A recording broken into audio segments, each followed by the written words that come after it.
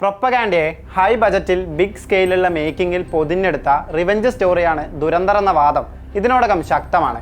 ആദ്യ ഭാഗത്തേക്കാൾ കൂടുതൽ പൊള്ളത്തരങ്ങളും കുടിലതയും രണ്ടാം ഭാഗത്തിൽ ഒളിച്ചും തെളിച്ചും കടത്തുന്ന ചിത്രം. സിനിമാ മേഖല തന്നെ സിനിമയുടെ പൊളിറ്റിക്സിൽ രണ്ട് തട്ടിലാണ്. സിനിമയെ പിന്തുണയ്ക്കുന്ന പ്രൊപ്പഗാൻഡവാദങ്ങളെ തള്ളിക്കളയുന്ന താരങ്ങളാണ് അക്കൂട്ടത്തിൽ ഭൂരിഭാഗവും. ഏതൊരു ഇന്ത്യക്കാരനും കാണേണ്ട സിനിമയെന്ന് പുകഴ്ത്തിയ രജനീകാന്ത് മുതൽ ഇന്ത്യ മുഴുവൻ സ്വീകരിച്ച ചിത്രത്തിനെതിരെയുള്ള ചിലരുടെ അഭിപ്രായങ്ങൾക്ക് മാത്രം എന്ത് പ്രസക്തിയെന്ന് ചോദിച്ച പ്രിയദർശൻ വരെ അതിൽപ്പെടും. എന്നാൽ മറുഭാഗത്തും ഉറച്ച ശബ്ദങ്ങളുണ്ട്.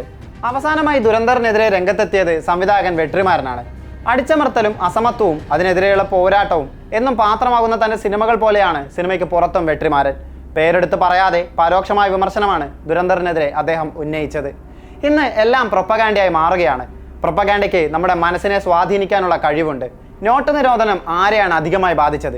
എത്ര പേരാണ് നോട്ട് മാറ്റാൻ ക്യൂവിൽ നിന്ന് കുഴഞ്ഞു വീണ് മരണപ്പെട്ടത് എന്നെല്ലാം നമുക്കറിയാം. എന്നാൽ വളരെ ഈസിയായി അതിൻ്റെ ഇമ്പാക്റ്റ് മാറ്റപ്പെടുകയാണ്. ഇത്തരം ഹേറ്റുകൾക്കെതിരെ നല്ല സിനിമകൾ വരേണ്ടതുണ്ട്, അദ്ദേഹം പറയുന്നു.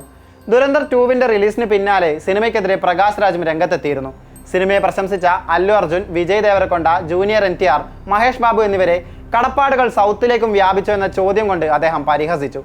ദുരന്തറിൽ നിന്ന് താൻ വളരെ അകലെയാണെന്നും അദ്ദേഹം എക്സിൽ കുറിച്ചിരുന്നു. ആദ്യ ഭാഗം ഇറങ്ങിയ സമയത്താണ് സിനിമയ്ക്ക് റിവ്യൂമായി ഹൃത്തിക് റോഷൻ എത്തിയത്. സ്റ്റോറി ടെല്ലിങ്ങിനെയും മേക്കിങ്ങിനെയും പുകഴ്ത്തിയ ഹൃത്തിക് സിനിമയിലെ പ്രോബ്ലമാറ്റിക് പൊളിറ്റിക്സിനെ കുറിച്ചും തുറന്നടിച്ചു.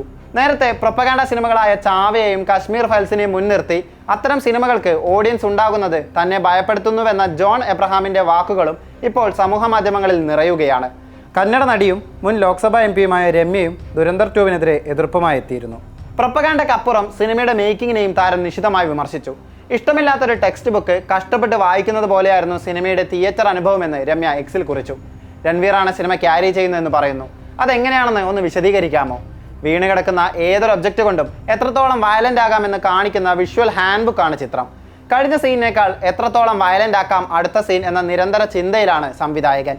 രൺവീർ, നിങ്ങൾ ഇതിനേക്കാൾ എത്രയോ ബെറ്റർ ആണ്. ആദിത്യദർ തീവ്ര ദേശീയതയും പ്രൊപ്പഗാൻഡയും ഔട്ട് ഓഫ് ഫാഷനായി. അതിൽ നിന്നും മുന്നോട്ട് പോകൂ, രമ്യ പറഞ്ഞു.